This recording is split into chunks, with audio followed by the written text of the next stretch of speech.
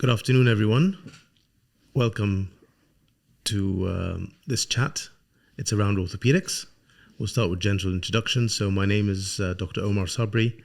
I'm head of the orthopedic department at Saudi German Hospital. I'm a British-trained consultant, moved to Dubai about a year and a half ago. And with me today is one of my colleagues, Dr. Otilia. I'll let her introduce herself in a few minutes.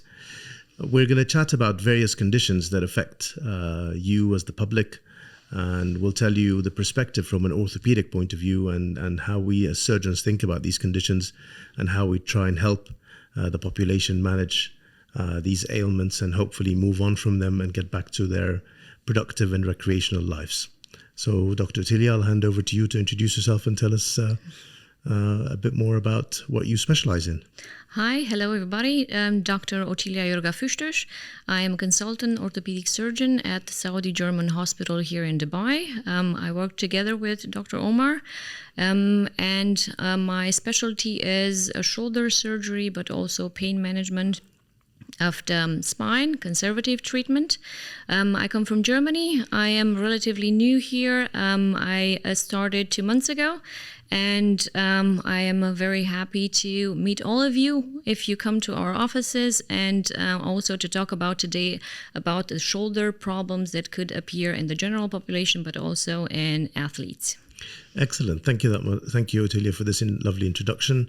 And yes, we are very excited about having you with us, mainly because of what we're focusing on, which is subspecialty working. So we don't want general orthopedic surgeons, although obviously there is an important role for their practices, but we're focusing mainly on subspecialization. And what that means is we want somebody who's an expert in a particular part of the body or a particular field that can offer higher standards of care. So with that in mind, Otilia, if you don't mind me asking, so shoulder problems, which is obviously your specialty, yes, they are more common in some athletes, especially related to certain sports.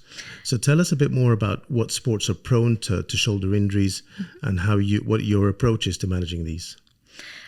So we know in Germany we have a saying, Sport is Mord. That means sport is death.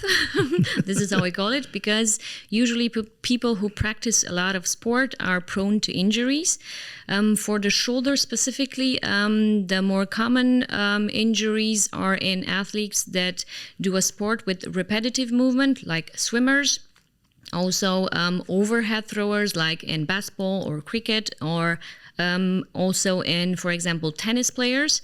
And one of the most common pathologies, when I mean pathologies, I mean diseases or injuries that can occur, are, for example, rotator cuff tears. We're going to talk a little bit about it in detail. Slap tears, I'll also explain what that is, don't worry. And also shoulder dislocation with chronic instability.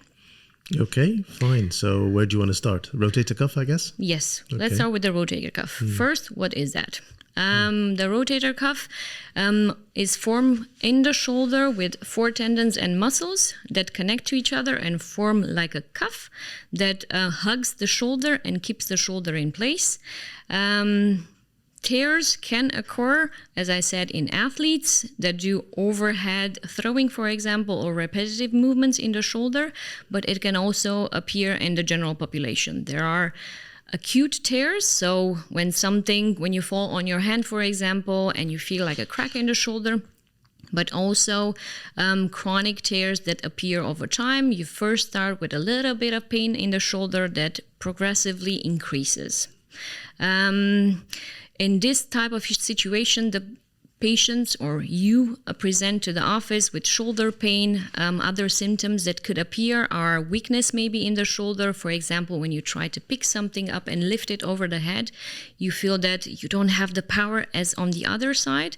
And also you can have some other symptoms, for example, like maybe a little bit of instability in the shoulder, but not necessarily.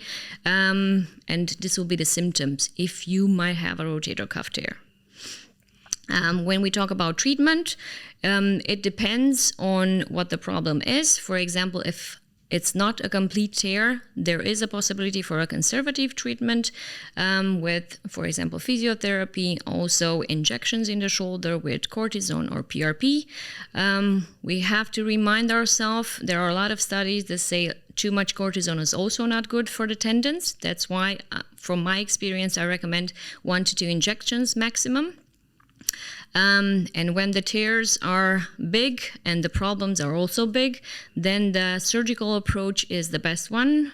Nowadays, the best possibility to treat it is arthroscopically. That means with very tiny incisions in the skin, so it looks beautifully afterwards. And we take a video camera, we look around the shoulder, and then when we find a tear, we're going to reattach the tendon to the bone.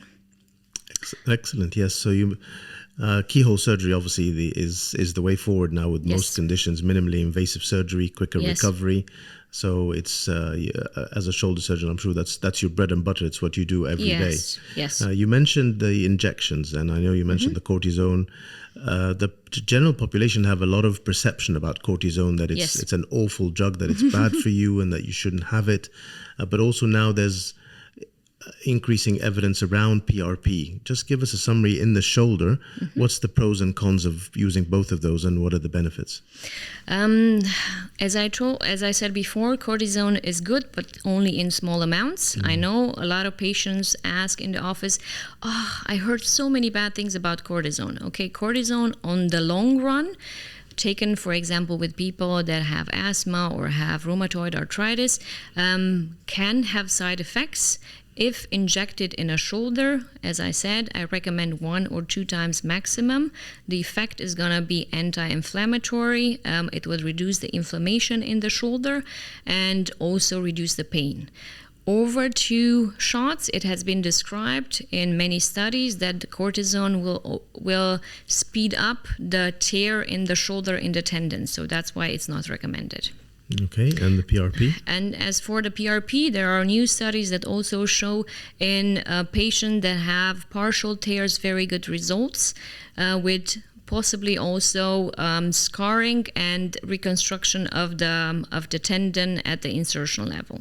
So it's also a good option for a conservative treatment. Yeah, so PRP, obviously, I'm sure you're all aware, is platelet-rich plasma, which we take your own blood. We centrifuge it in a machine, and then we remove the blood components or the blood cell component of the blood. We take the plasma, it gets filtered, and then it gets injected back to you. And the idea is that these platelets have lots of growth factors and hormones that actually help the healing process.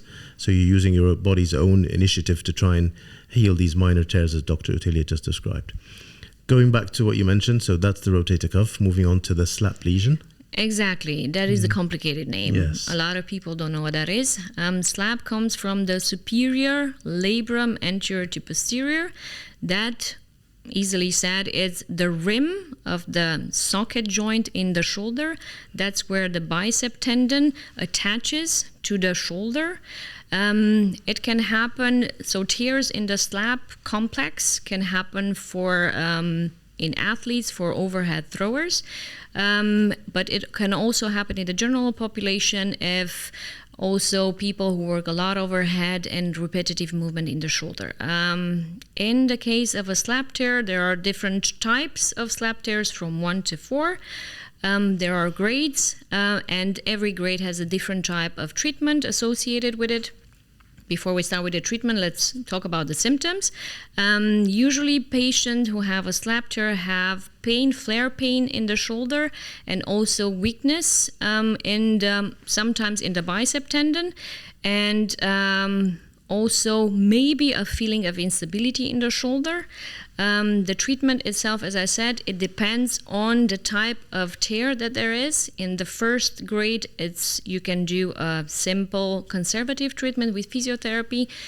In the next steps, the options are also in keyhole surgery, so arthroscopic surgery with a little bit of cleaning of the joint and also trying to reattach the bicep tendon in the point where it inserts, so in that rim, make it stay stable in that portion and also connected to the bone. So it's really a good attachment to the tendon. And also in cases where the tendon is completely torn from the rim, then we will have to reattach the tendon in another part of your shoulder joint, but afterwards you'll have a complete range of motion and also power in the arm. So usually after this operation, the patient will have a full functioning of the arm and of the bicep.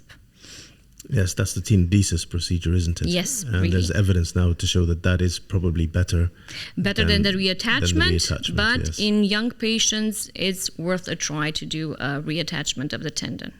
Excellent. Okay.